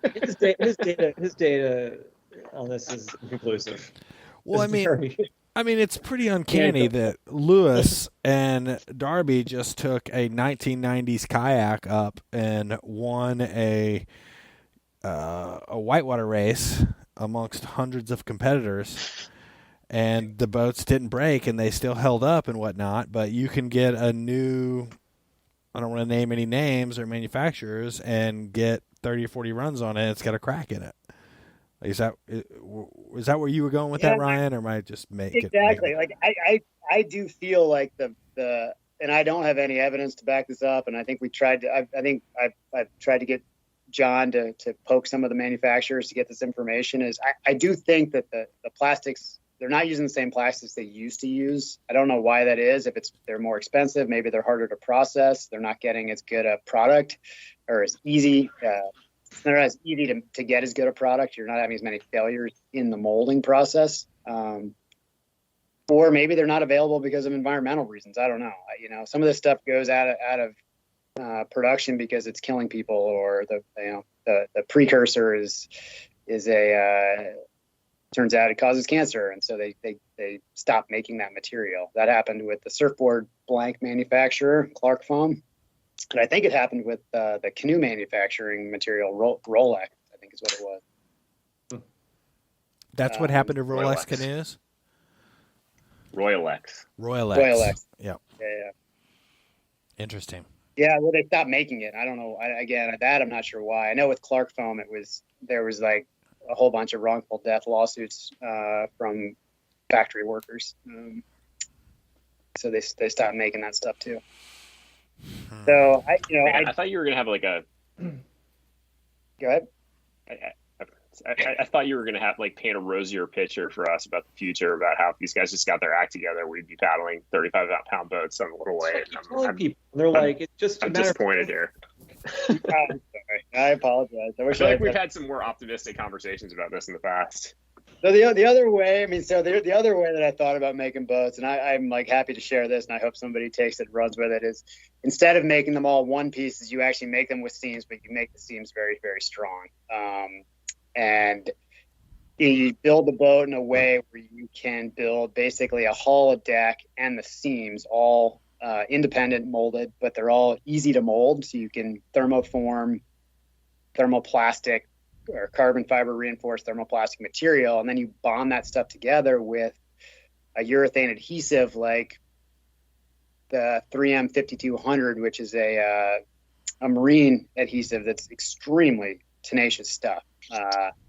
And it's got huge elongation, which is kind of what you want. You want everything to be able to flex and not break. And that's ultimately what happens is when the kayaks are hitting rocks, they're flexing and they're going past that modulus of elasticity, and that's what's cracking them. So you need something that can take that abuse and flex away from the impact without failing, and then come back to its shape. Like if you had a rubber boat, for instance, it would bounce off rocks, but it wouldn't really hold its shape very well, right? And so, I think there are ways to do it. It's just, it's a losing battle, I think. Whitewater's a tough market to get into. Well, at least we got at least we got plastic boats, rotomotor boats. They work good. Yeah, but so one thing I like to point out too is I like to look at the plastic boat manufacturer, the life cycle of a plastic boat manufacturer, and I've seen this for a few years or for a few decades now, where somebody gets into making whitewater boats because they love whitewater and they love paddling, which is awesome. They get into it and they start rotomolding boats and they figure out how to rotomold. And it turns out that rotomolding boats is pretty hard. It's not as simple as just spinning a mold in an oven and out comes your boat. Then it turns out that you can make other things rotomolding, that actually, like a trash can that might be worth $50 or $60, but you can do it in half the time. It doesn't take any real skill compared to a kayak, and those guys will transfer out of whitewater into, typically they go into recreation first, but they also kind of fill the voids with consumer products, consumer plastic products. And no one's trying to pro deal a garbage can. Yeah, exactly. What's the warranty on a garbage can? You ever take a can back? Oh, we're doomed. Let's talk about paddles real quick. Talk about what? Paddles. Paddles, okay. Yeah. I think paddles are harder to make than a boat in some ways. I think demands on a paddle are sometimes, putting together a paddle is tougher. I think there's two sides to it. One is to build paddles versus building boats the way they're built today. Yes, building paddles I think is much, much harder. The type of manufacturing I'm talking about for building that 28-pound little white boat, that's going to be harder and it's going to be way more technologically advanced than what you're seeing in paddle manufacturing today. I think the paddle is fairly optimized at this point. I'm not sure that there's a lot of room for improvement in the paddle. So now it's a matter of streamlining manufacture. People still break paddles. Yeah, for sure. I mean, if you want them to be, if you don't mind them being a little heavier, you won't break them anymore. I think that if you get into, I mean, 20 plus years ago, somebody was making thermoplastic shafts for paddles, right? Do you remember those, Lewis? I think Kurt had one. Like vaguely, Kurt had one. I'm not sure I ever. Yeah, he had like one. And it was a little heavier, but it was unbreakable. Like you could not break the thing. And for some reason, it just never showed up again. Like those things came and went pretty quickly. Remember the guy who was selling that guy those, probably went. The guy who was selling those like pole vaulting shafts. I bought a titanium paddle shaft. That was the worst paddle I ever saw. No, you talking about those 7.2s or whatever? They were like, no, there was that dude. Remember that guy who, when you broke your ankles in Canada, that dude. Yes. Yeah, I forgot about that. He was like, he'd like gone to a pole vaulting manufacturer and got them to make kayak paddle like shafts, and they were super flexible, but you couldn't break them. Right? That sounds like a nightmare. But they were shitty. So it turns out. I mean, I feel like the bottom line is like it's like what you were saying about there's not that much room for improvement. It's like I find my paddles satisfactory. I find my kayak has substantial room for improvement. So when was the last time you had like a catastrophic failure of a paddle, Lewis? It snapped off at the throw and you had nothing to, you were like swimming or, in dire straits. I don't know. Probably in the last year. So how many times a year do you think that happens? To me, like less than once a year at this point. Yeah. Okay. How about you, John? Do you kayak anymore? Grace? shoulder surgery notwithstanding. I mean, no, I had a shoulder. I steered as a shoulder for 10 years. I've used paddles though. Like I never, even in my peak of kayaking, I never broke a paddle. I think I broke like one or two paddles in my entire paddling career. Okay. What about you? I had those. Yeah. But I probably used a lot heavier paddles than on balance. Like over the course of my career, my paddles are usually probably a lot heavier than. I had those paddles I was getting from Billy for a while. There's like those bent shafts that he'd gotten from somewhere that I was breaking one like every month probably, and every time he'd sell me the next one like a little cheaper. I was like, I'm done with this, and he'd be like, I'll give you the next one for $75. I'm like, all right, fine, one more. I think my point is shaft from some guy who used to sell. I think he was an acid. He used to sell acid to kayakers. I think so. He's selling titanium paddle shafts. Does this ring a bell to anybody? I know. I know what you're talking about. Not gonna name names. What's that? After your comment, I can't say who he was. Okay. I don't remember the acid. I don't remember the acid part, but I remember the titanium paddles. Karen's going to send me a text and be like, "Can you take that out?" He was selling those things, and I think like the straight shafts were I think the issue is it was really hard to get the blades to bond to the shaft. I had no problem. Well, you didn't, but everyone else did apparently. I had a boat shop. I would say I probably spent about 10 years where I would break 2 to 3 paddles a year. No shit. Yeah, probably about. I don't know. I think there is room. That's the math I'm hearing. Yeah, I mean, if you're breaking them 2 to 3 a year, then yes, then that's definitely something else. I mean, I think that also probably. I broke 6 in 2002. I remember that. What brand were they? Every one you gave me. It didn't matter what it was. I mean, I gotta say too, I don't know if I would be a little scared to use an unbreakable paddle. Like I feel like at some point you probably want the paddle to break. I disagree. Yeah, I'm not seeing the logic It'll there. fly out of your hands kind of thing. This is my thing with boats, is if you've ever paddled a light, stiff kayak, you know what's there. Do you know what I'm saying? And you want that. Like I want that's that. What with Ed, I want that. Ryan, you're here to tell me how to get that. God. 20 grand. You've seen kayak.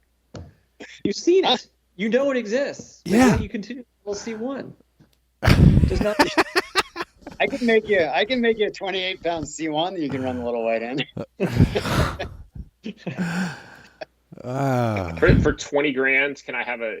How long will it last? Like, how many little whites can I get out of my 20? I need 28 pounds. I need you and 19 years to do that in order to get you that boat. Because you can't just build one of them. I mean, that's the thing. Let's just say it's above 3 feet. How many runs can you get out of this boat? This $20,000 boat, Ryan? Oh, I don't know because it doesn't exist. It's like saying like is it the last kayak I ever need? Unicorns are birthed every year. Oh man. Well, I guess we figured out there's no hope. I think you can do it. I think it would be as good. It would be better than your current roto-molded boats. I shouldn't even say 20 grand. I have no idea what it would cost to get it.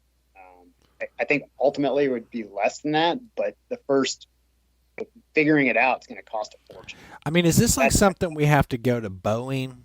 Like, who do we go to make this happen? Who has the tooling to actually create this unicorn? That's a good question. There's a company up in north of Seattle called Janicki, and they are really like the tip of the spear in terms of composite manufacturing. They build a lot of the tooling and a lot of the components for Boeing. That's why they are where they are. And they would be the ones who would be able to kind of probably steer you in the right direction. But honestly, like, the problem with composites is that somebody figures something out and they keep it a secret. That's how you keep your business and get your business to be successful. You don't tell everyone what you're doing. Most composite shops won't let you in the door. They don't want you seeing how they're doing things. It's like little tips and tricks are the difference between success and failure. There's a reason if you Googled, say, paddle manufacturing, you aren't going to see any videos online how they're building, because it's a secret. Yeah, we started doing like customer service videos on anything, skirts or dry suits. We're always like, we can't tip the cards too much. Yeah, exactly. Because as soon as you show somebody how you're doing it, they're just gonna copy it.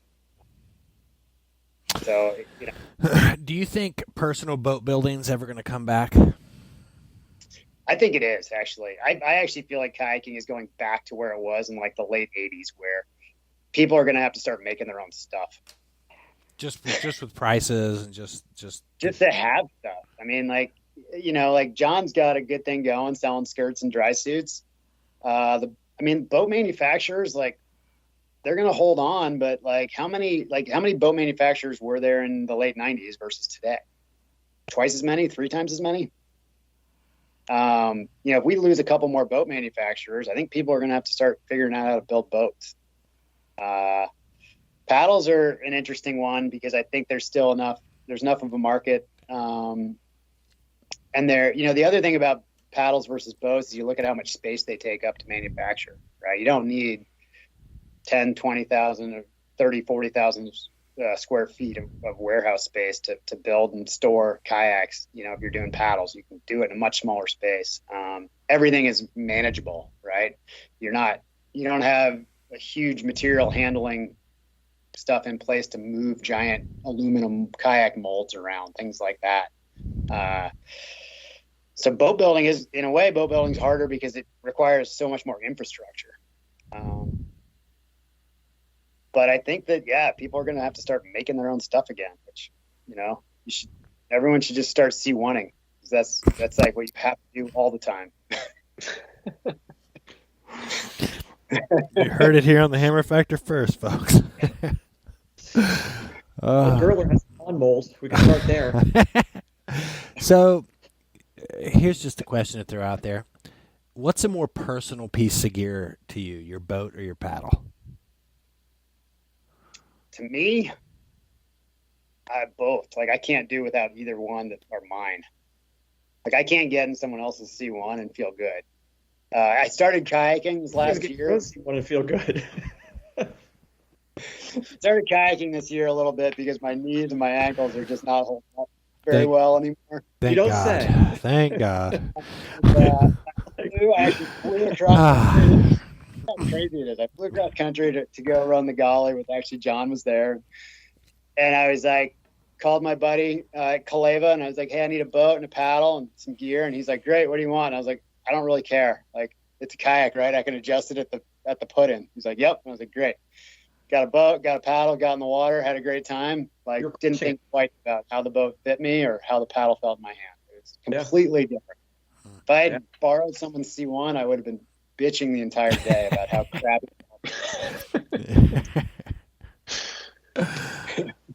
Oh, that's classic. Let's wrap this thing up. Yeah. What are we? You want to keep Ryan around for the last segment? Are we going to do some listener mail here? Or are we just going to go right into Rants and Raves? What do you think about lithium-ion technology in boats, Ryan? In boats? I'm not sure it has a place. I beg to differ. Whitewater needs to be powered. Oh, just think if you had like an 8-second burst or like a 10-second burst that was just like, wow, like you were like in a big ass hole and you're just like, I'm getting beat down. You're just like, bam, roost right out of that, dude. I'd rather have like come on, that'd be badass. Oxygen tank. I could just take a couple hits off of. All you need is that 210. That 210 that guy was asking about last episode. That's your burst right there. Power treat. Good row special. I mean, we're an hour and 45 minutes in, so we can probably skip our listener mail and get onto that. But we've got quite the backlog of listener mail here that we need to get through at some point. I feel bad about dissing them. But Ryan, you want to stick around for some rants and raves? Up to you guys. You going into it right now? Yeah, we can go into it. What do you think? What do you guys think, Lewis? Sure. I'm prepared as usual. All right. Well, welcome to everybody's favorite segment of the show where we go into a little bit of rant or a little bit of rave about the dark cloud that is Lewis, the absolute despair of never having a composite boat, and the incredible prices we're going to pay for kayaks in the coming future. So, who would like to start us off with their rant or their rave? Lewis? I want to rave about the train. I took the train home from Montana. It was sweet. It was cheap. I got on. I had like a bed on the train. I got on the train in Whitefish and I went to sleep. And when I woke up, I was binging. And it was pretty sweet. It made me feel like I lived in a civilized country. What's that? Did you actually sleep? I did. Yeah, it was great. Okay. Yeah. The train. Mr. Weld? I have a rave. The rave is about this thing I bought. It's called a Tushy. And I got this on Ryan's. Wait, what's it called? A Tushy.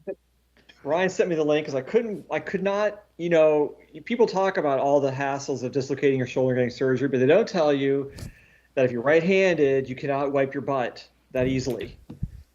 I mean, because with my left hand, it's like a stranger is wiping my butt. It's not working. And so Ryan says, you get a Tushy. And I was honestly at wit's end because it was just a disaster. And so I got this thing, life-changing. Ryan, did you get one? I haven't got one. I just haven't been able to pull the trigger on $120 accessory for my toilet. Well, it's $70. You get one. Was it like a bidet? The basic one. It's a bidet, right? I thought I've been wiping my butt for the past 40 or 50 years. I've not been wiping my butt. I've been just smearing poop around with a piece of paper, as it turns out. This bidet is amazing. Amazing. Can I come over and demo it? What's that? First of all, my toilet paper consumption is about zero. I mean, there's a little drying afterwards. I mean, but it's minimal, and it's clean. You're clean, right? Yeah. I'm interested for sure. I would like to Yeah, I don't know. I need to just do it. I haven't. I think it's actually in my shopping cart on Amazon. I just haven't checked out yet. This will be the best $70 you've ever spent. Like it. Yeah, it takes a minute to install. I'm telling you. That's my rave. Is it electric powered, lithium ion? You plug it in. What do you? No. You seriously, all you do is you hook the hose to your toilet tank, and you plug this thing in, and there's a little dial there next to your toilet seat, and it takes like 5 minutes to install. I mean, it's super easy. But what, like Cold water. where does the water come from? Is it a pump? Water or? pressure comes from the pressure. No, the pressure in your toilet, the line to your toilet. Oh, okay. All right. Yeah. Okay, there you go. Hot tip right here on the Hammer Factor. Yeah. I'm going to rave about taking little kids and teaching them to kayak versus teaching an adult. Because I had an experience last weekend taking a group of 8 little kids kayaking down the lower green, and they were just shredding all over the place. And the next day, I took a family member who was an adult, and it was like fighting a dog the whole way down the river. So I'm going to give a big rave to paddling with kids, watching them shred up. Like it. Good. Is it my turn? Am I supposed to go? Mm-hmm. Give us a rant, dude. Yeah, dig deep. I was gonna rave because I'm gonna rave. I can rant. I'll rant after. I'll give you a little bit of both, but I'm gonna rave about electric bikes, e-bikes. I helped John with this e-bike project for his son, Asher, and it was like super awesome. It was like this kit that he got from China, fairly straightforward, and super duper fun. And so since then, I've kind of gone down the rabbit hole of looking more into these electric bikes, and there's a ton of conversions out there, and looks like you can make some really fun things. So it's on my project list of things to do. We converted a 72 Suzuki TC90 motorcycle, like an old 70s like dirt bike for kids or smaller people, as a 90cc bike. But we tore the frame down, painted it, looked pretty much mint condition, right? And put this electric motor on it, and like 14-year-olds been tooling around town on this thing like a badass. So we were at a barbecue the other night, and there was a teacher from the middle school there. It's a friend of ours, and she said there was like this big hub at the middle school because the principal was calling all the teachers and complaining there was a motorcycle parked at the bike rack. One of the kids was riding a motorcycle to school. Yeah, we got called. Yeah, the principal called our house. She was like, "What the hell's going on?" Like, yeah, I think I know who that is. Ryan, you're going to be my guy to implement this technology into a kayak. That is all lithium ion technology right there. I know buddy. exactly what it is. I'm telling you, there's a guy who wrote in to us, and he is going to be there's a group of 8 or 10 people who are ready to pounce on this. And you're going to see it. I'm going to say right here on the Hammer Factor, 2022, June 1st. Is it June 1st? June 1st, in 3 years, there's going to be a whitewater boat with some lithium-ion technology propulsion. 3 years. Okay. You just heard it right there. It's going to be badass. Just like that scooter you made for Asher, it's going to be badass. I think so. I think that's actually the scooter type thing is that's actually the shuttle vehicle, because you can actually pick that thing up. You could build a much lighter one, obviously, but that's like a perfect shuttle vehicle. Have you ever rode a one wheel? I have ridden a one wheel. I think this is better than a one wheel. Okay, interesting. Have you tried out the new GT? I have not. No. Oh my God. Have you? Oh yeah, it's badass. It'll go like 30 miles an hour. It goes too fast. Anyway, we've taken up your time long enough. What have we learned on this show? There'll never be a composite boat. Your paddling gear is going to cost too much, so you're going to have to make it yourself. And don't try to put on a river county because you'll get arrested. And Ed Gertler's the man. So I think that's about all we've got. All right. Thank you guys for listening, and we hope you enjoy this, and we'll see you on episode 88. Thanks a lot, Ryan. And thank you. Yeah, thanks, Ryan.